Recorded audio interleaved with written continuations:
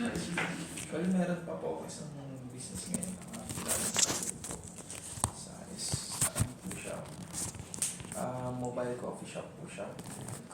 Pero may mga investors din po yun. So, ayun, kakagaling ko lang dito pag ganyan kaya hindi ako masyadong kumakain kanina kasi kumain na po ako doon. Ayun. Kaka-starting lang din po yung nag-grand open last Saturday po. Business-oriented talaga.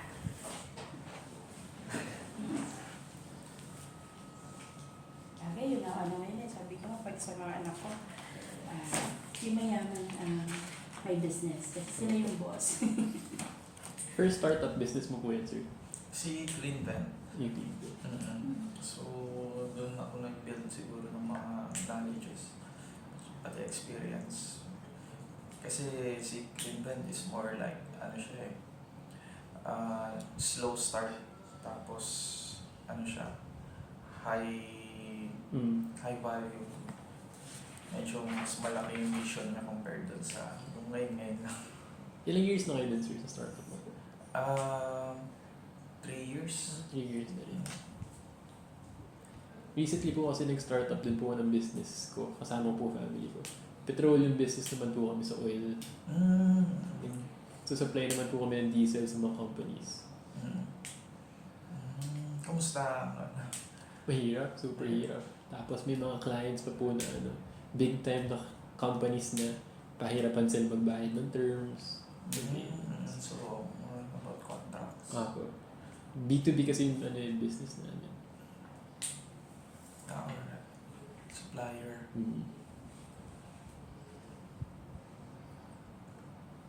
Hanggang ano po kayang oras abutin yung interview, February? Hindi lang naman, depende din sa basta makuha lang natin yung required information. Ako lang din po ba ang start of February? Madami kayo kaso individual. Okay. So, closed room po per... Yes. Yung mga CEO din.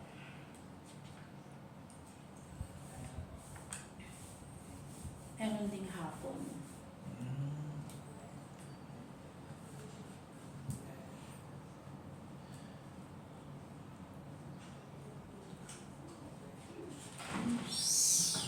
Ayun.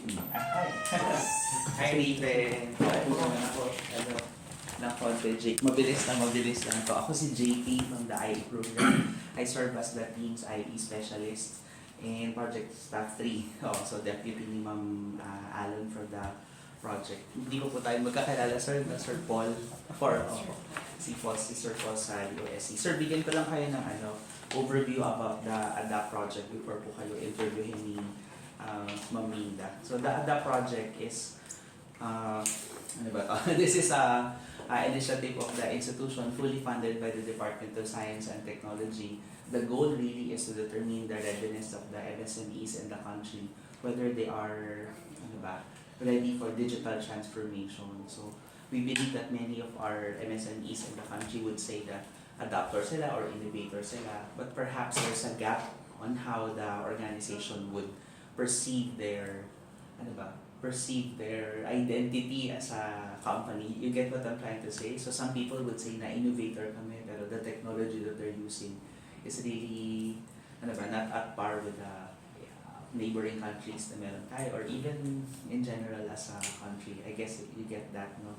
So we put premium on MSMEs kasi in literature we have identified that MSMEs contribute directly to the GDP of the country. 95% of the GDP is actually coming from the MSME. So we believe that in this project, when we make the MSMEs robust, ibig sabihin din nun, we're directly contributing to nation building, diba? So we directly contribute to employment and making the country a lot more better, I believe. No?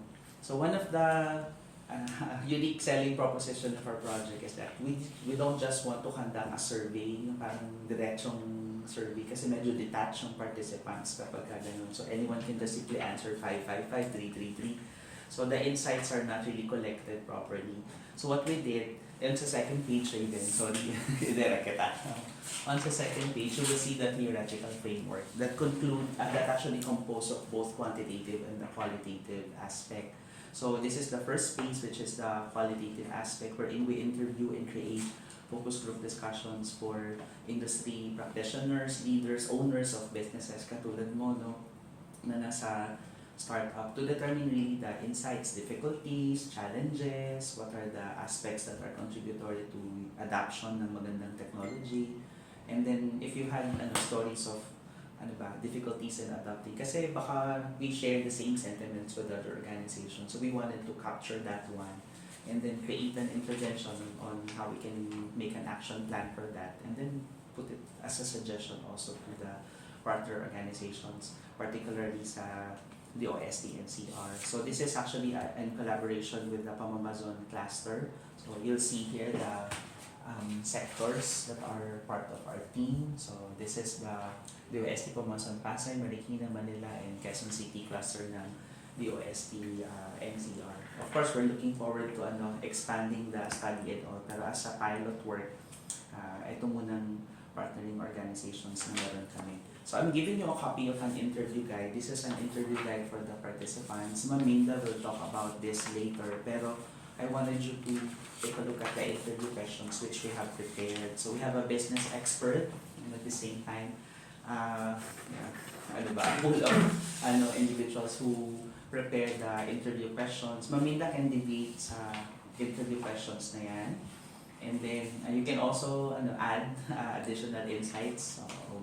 Kung medyo malayo or as long as the topic is related to the interview questions. And then, because this is we would like to confirm with proper research ethics, we would like you to sana fill out a consent form. Si Maminda will also speak about this later. Pero the consent form simply indicates that you are given an orientation and then you can step out of the room kung medyo feeling mo you won't be able to answer or you're uncomfortable and all. So you may wanna take, say, 5-10 minutes to take a look at the consent form. Pero I'm telling you naman that the consent form is nothing too binding and all. Just really to comply with the research ethics. And then we have trained Maminda to do the interview. So alam niyo na yung ethics ng collection ng data sa narratives. Ganun din sa pagbigay sa'yo ng orientation more about what the project is. And then we have assigned a research assistant, si Jake. Okay. Si Jake naman will do the recording, the taking of photos, and ensuring also that the rest of the logistical needs na meron ka for the interview will be addressed. And of course, si Sir Paul sa DOST will observe the session na meron tayo for today. So we're looking at six interviews even. So we're happy that meron na kaming 3 ngayon. And then I think may mga dumating na online dapat sila today, but they opted to come on site. So we're looking at a very productive data collection process today. So iwanan ko na kayo unless meron kang questions or clarifications. Yeah. Ang Agam NCR project po is ito lang yung input po, and then yung may output pa pong na-expect favor from the OST. Ang output namin dito is an assessment tool that will allow the organization to establish their identity kung ikaw ba ay adapter, innovator, or resistor. From there, yung so yun muna kasi, yun ang first phase, no? So needs analysis. So yung second phase is that magde-develop na kami ng technology based on the need that we have identified dito sa so mahirap kasi na so that's a good question actually, no? Parang ang unang-una talaga namin proposal sa DOST is that we introduce digital twin.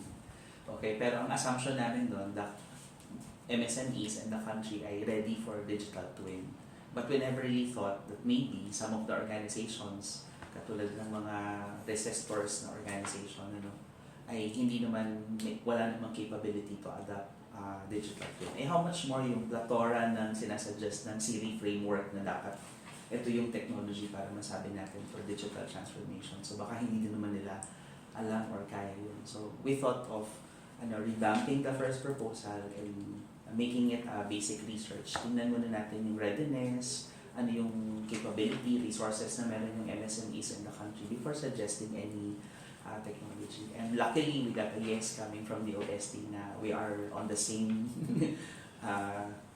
we have the same thought process. And then sa second phase ng project namin, we're looking forward to partner with other organizations katulad ng the OST pa rin, we shared naman to fund the technology which we thought would be applicable for the MSMEs. So, yun. Ano ko ba? Sagot ko ba yung Ayan, sige. Iwanan ko na kayo kung may iba pa kayong wala naman, ma'am, you need anything na. You're all set, di ba? Sir Paul, kayo din po. See you around po. Thank you, Jake. You take care of them. Thank you. See you, Raven. Bigyan kita na more time to take a look at the given questions. Guide questions lang natin din. Okay, ito yung mga guide questions natin. Para sa mo rin yung style.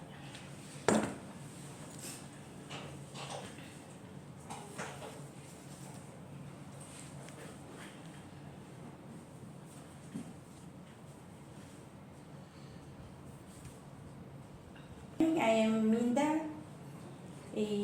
from TIP. Okay, so first let me give you again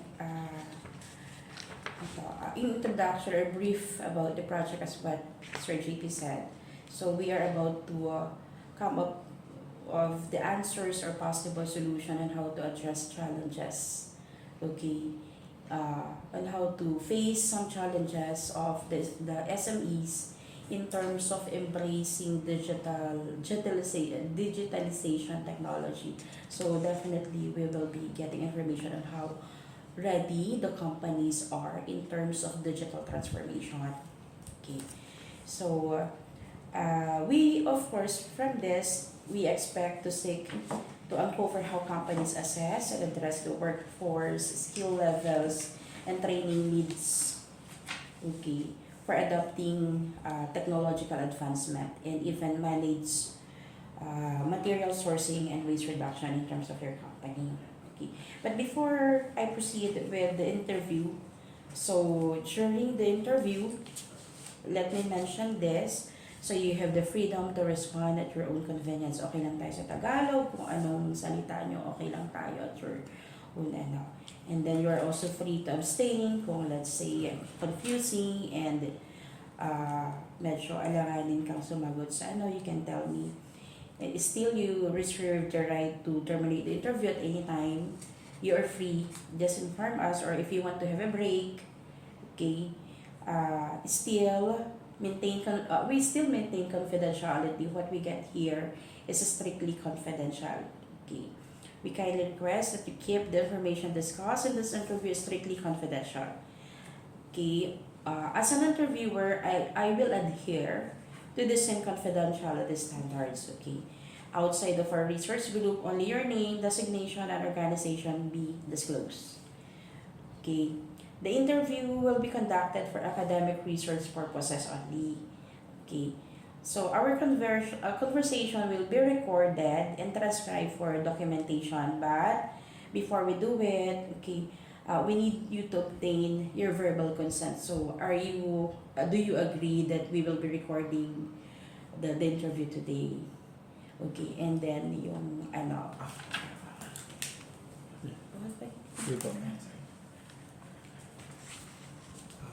Confirming my consent for the interview recording, as long as it's confidential.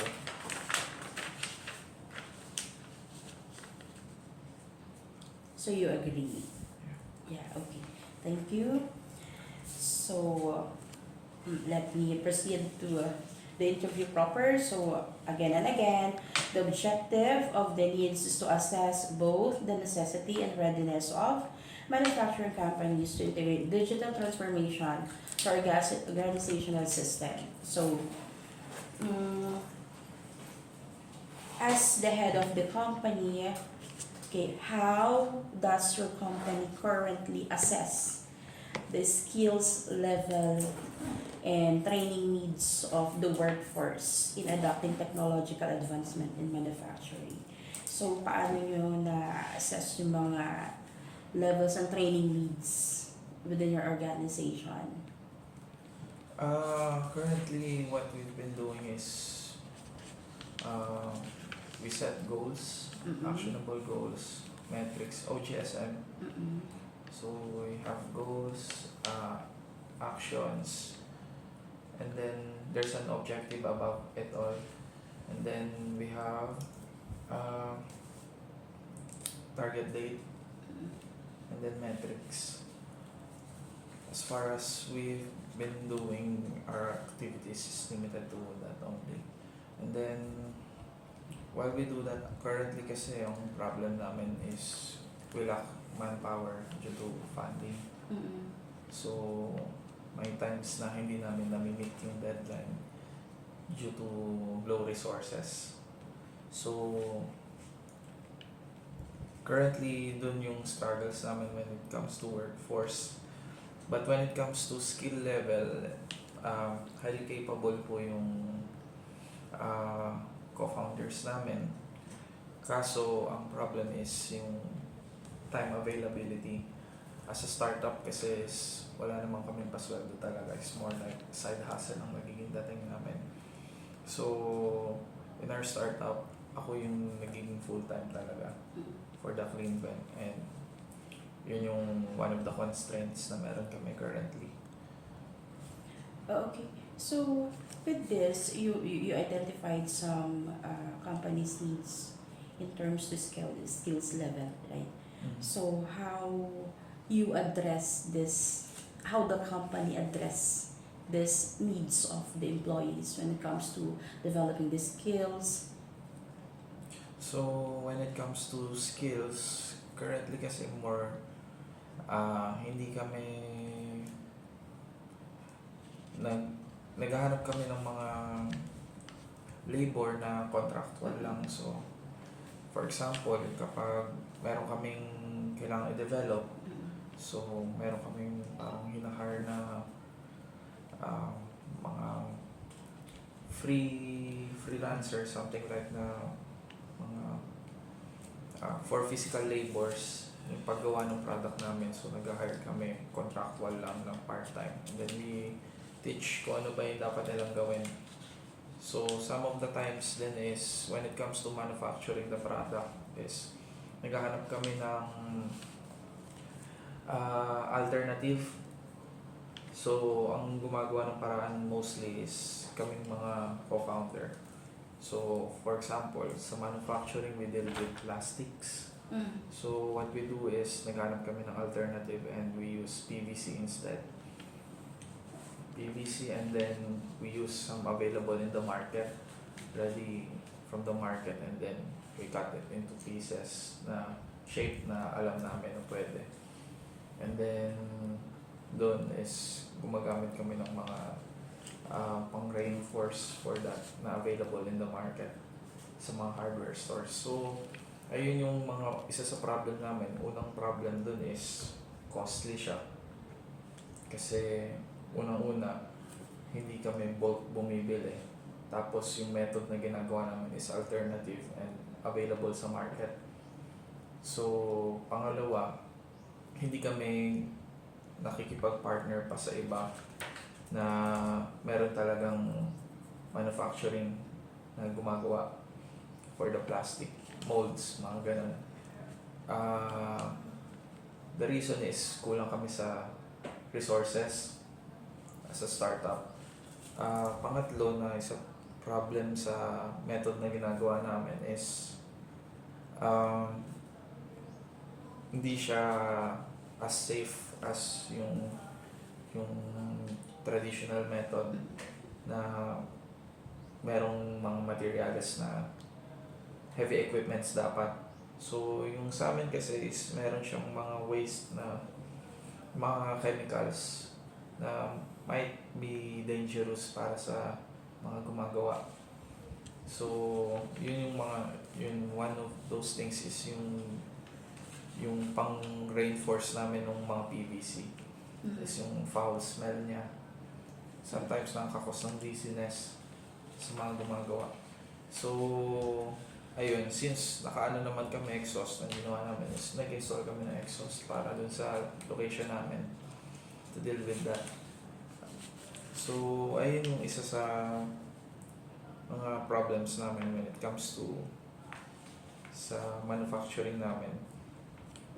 So how will you consider adapting technological advancement with all the skills you mentioned, with all the concerns you mentioned with regard to your company? Of course, you had mentioned na traditional. Mm-mm. So when we say traditional, of course, we are in the digital transformation nowadays. So what measurements or the needs to adopt technology advancement? Siguro, one of the things na nasa isip ko is network na available para sa manufacturing, na available para for small startups. Kasi ang available na nakikita ko mostly is mga bultuhan talaga ang offer nila. So more like may MOQ na 1,000 something kailangan paggawa mo. Tapos ang gusto sana namin is yung availability, kung when it comes to digital transformation, maganda sana is meron tayong matatap into na kumbaga merong choices na makikita na pwede namin ma-reach out for those things. Kasi sa totoo lang, mahirap talaga maghanap ng manufacturer para sa mga specific materials. Ang available lang na alam ko is Facebook Marketplace. And then, wala pa akong nakikitang iba. Meron ako nakikitang small startups, like, nakalimutan ko yung tawag. Pero, hindi siya for custom made na yung hinahanap namin. Ang meron sila is parang market na talaga sila. Tapos, and then nandun yung Alibaba, which requires a lot of work, lalo na kung magpapa-freight forwarding ka, then maghanap ka ng magta-transport and then agent or yung ayun. So with the aim of technological advancement, so a follow-up question ko lang, how does your organization manage the sourcing, the utilization, and waste reduction of materials in your manufacturing process, manufacturing ng company? So, paano yung sourcing? Kasi as a startup, puro kami. What we really wanted is yung wholesale kami bumibili ng materials namin. Pero ang nagiging dating kasi is very low yung resource namin. So, very low din yung capability para makakuha ng maramihan. So, ang nangyayari is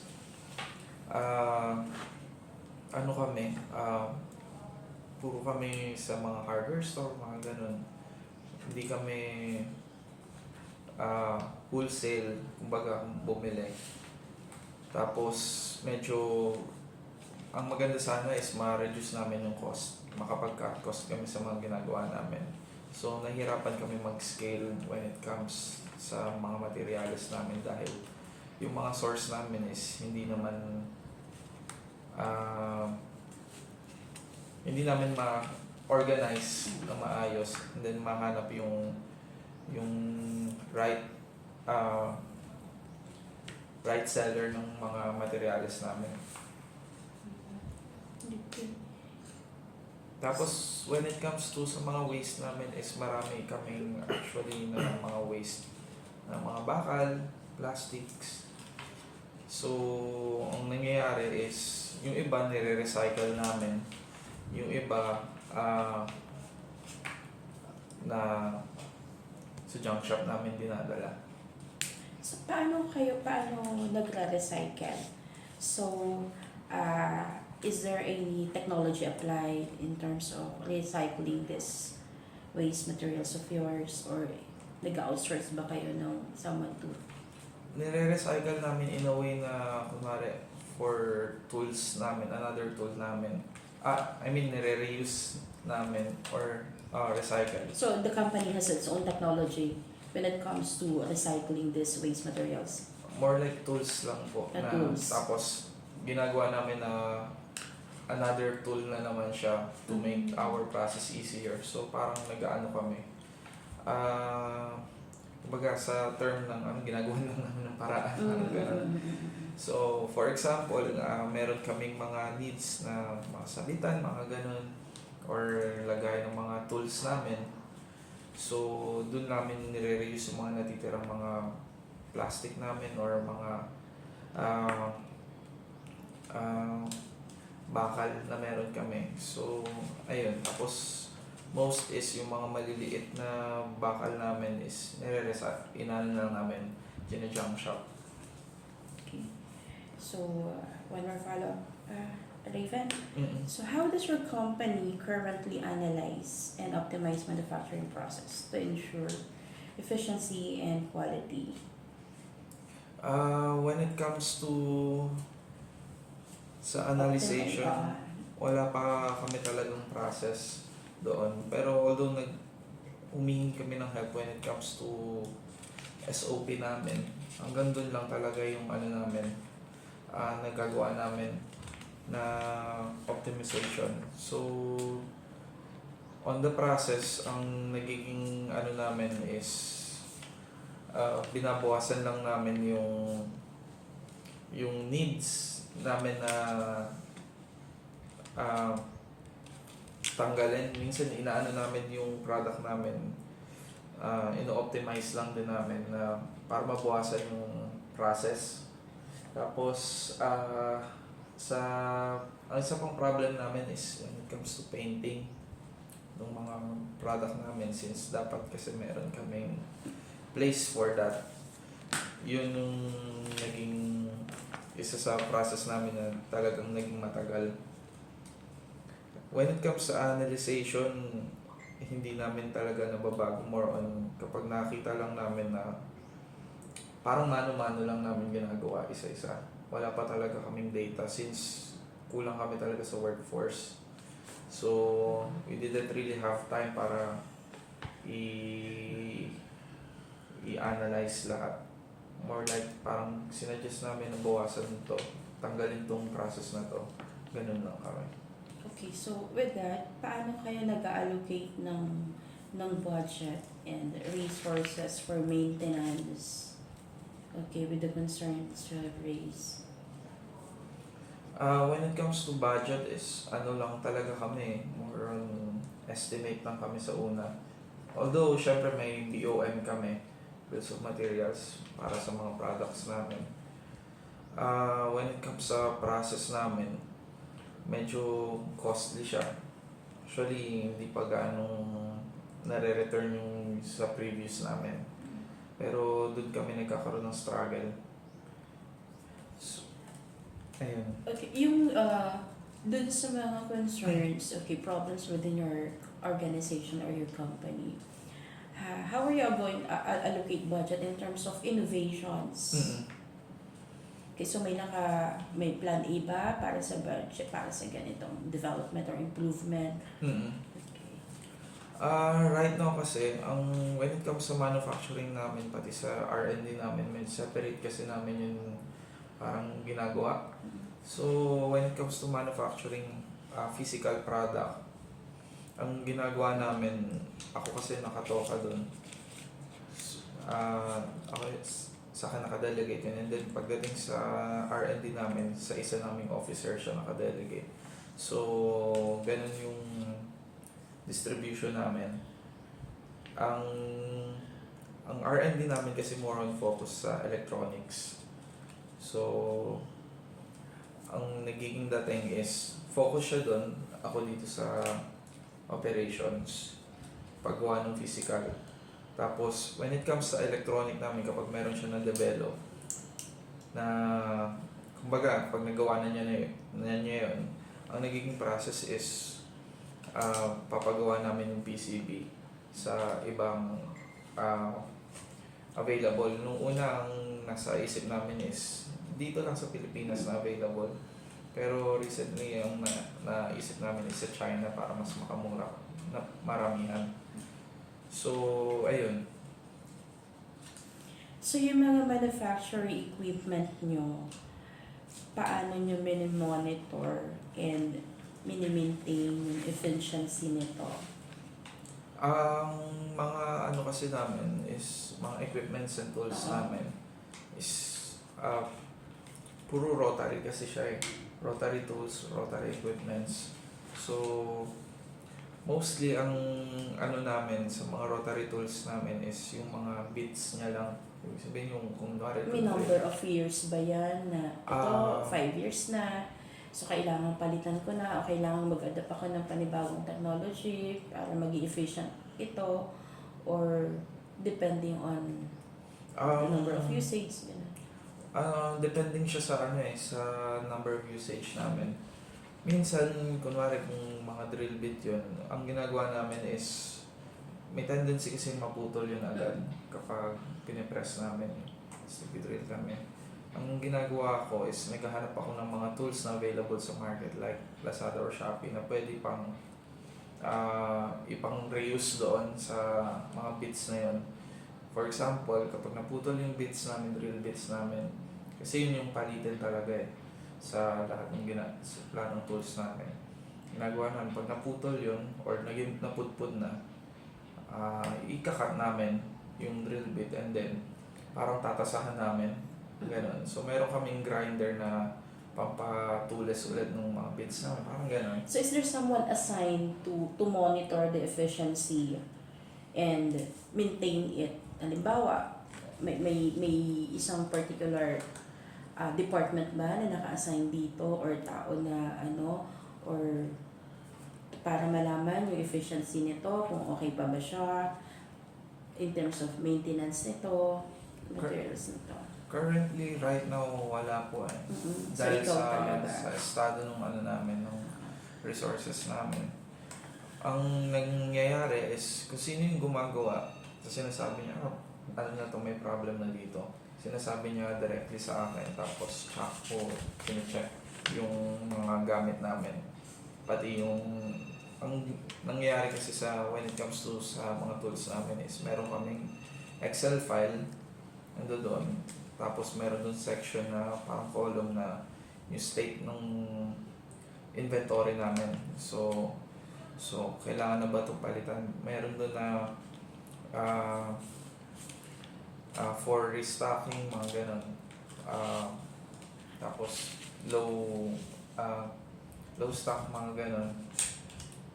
Yun yung mga ano namin when it comes to inventory, pati sa mga gamit namin. Iisang ano na lang siya, Excel file ang naging setup namin. So with that, paano nyo, how does your organization balance the necessity for technology-driven change?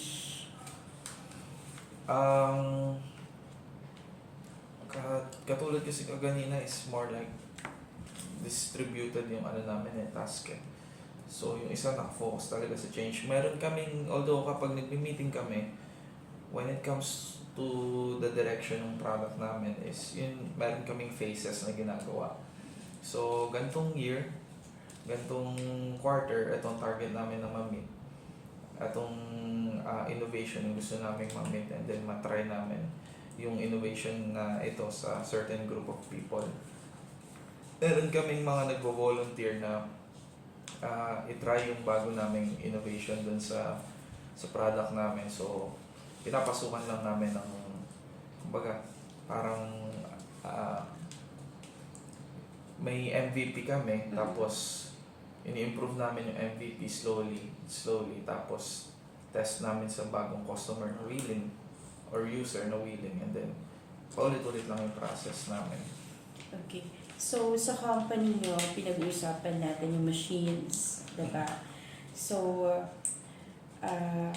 what are the factors you prioritize, okay, to ensure the optimal performance or scalability of these machines when it comes to technology advancement? So, when it comes sa machines na available sa amin, yung mga equipments na ginagamit namin, ang ginagamit namin talaga is more like pang all-in-one na mga tools na yun. Meron kami doon na Nakalimutan kung tawag. Bukod sa mga rotary tools namin is more like pang papolish ng mga product namin. So, ang ginagawa namin is lagi namin chine-check lagi namin nililinis yung motor sa loob ng mga equipments namin. Lagi namin binubugahan ng hangin.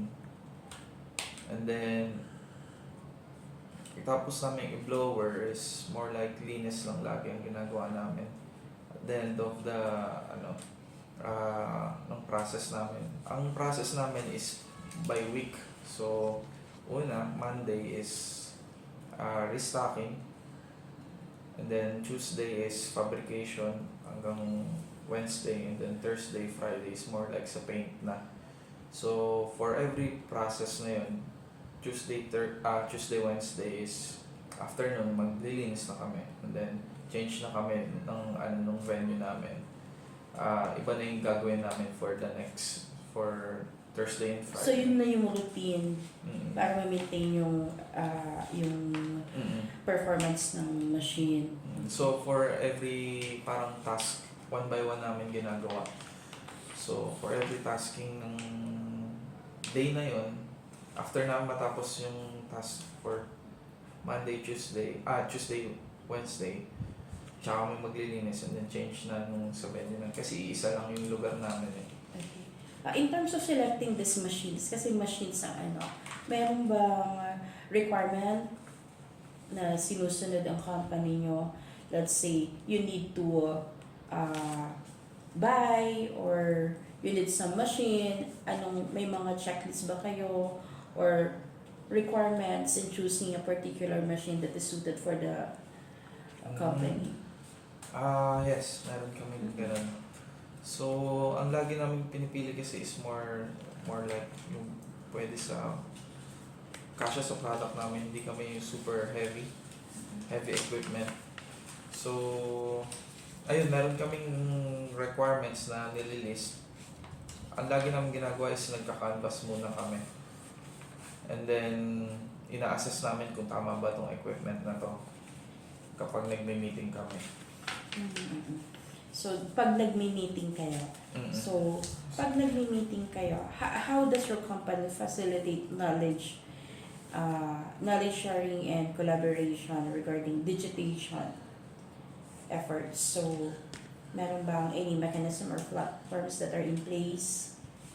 Currently kasi lang kami, puro online ang meeting namin. Bihira kami face-to-face meeting kasi kapag meron, kunwari ako, tapos si CTO namin, si Technological Officer namin, nag-meeting kami para ibigay lang yung product. So, currently kasi ang mga namin, sa team namin, ang involved is may mga trabaho lahat. So, ako lang talaga yung full-time. So, ang nangyayari is online meeting kami palagi. Yung iba kasi nasa ibang bansa, like yung mga board namin. Tapos yung iba is mga advisors na may work din. Ganun din si Technological Officer namin, meron din siyang work currently. So parang side hustle talaga sa kanila to. So, ganun ang naging setup namin. So, parang ilang employees meron yung company? Currently, 3. Okay. 3 officers na nag-work. And then,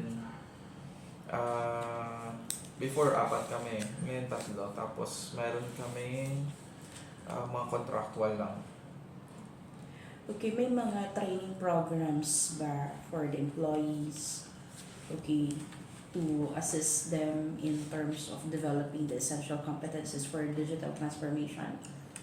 So, syempre may mga employees ka. So, meron bang mga training para sa kanila? Meron kaming sinet sa program plan namin. Ang problem lang is nauuwi sa isang one day na parang dedicated para mag-trial kami. So, hands-on trial ang nangyayari sa buong process namin. So, ang ginagawa namin is, laging nangyayari is Monday. para lalo na dun sa mga contractual namin workers. Okay. Kaya, final word. Sa yung company, how would you describe the preparedness of your company in terms of applying digital transformation? For me, kasi sa point of view ko, mas maganda na merong ganun eh. Kasi for pagdating sa application for the MSMEs, mas madali yung entrance nila dyan, entry nila dyan. Kasi wala namang masyadong mababag. Sila yung maraming needs or kailangang baguhin pagdating sa manufacturing.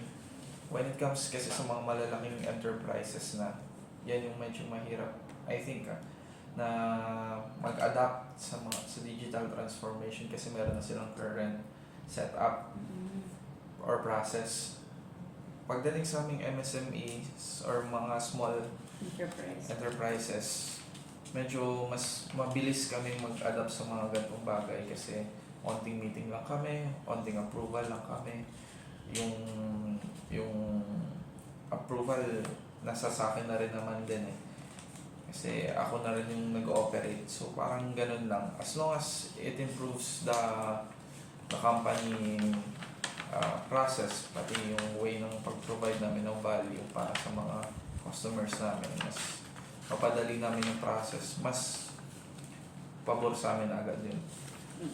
So, yung employees ba, may transition ba? Yung ba, na-assign ka sa ganitong department, and then after quarter period sa ibang department, parang may free to be trained on the different department, ganon. Okay.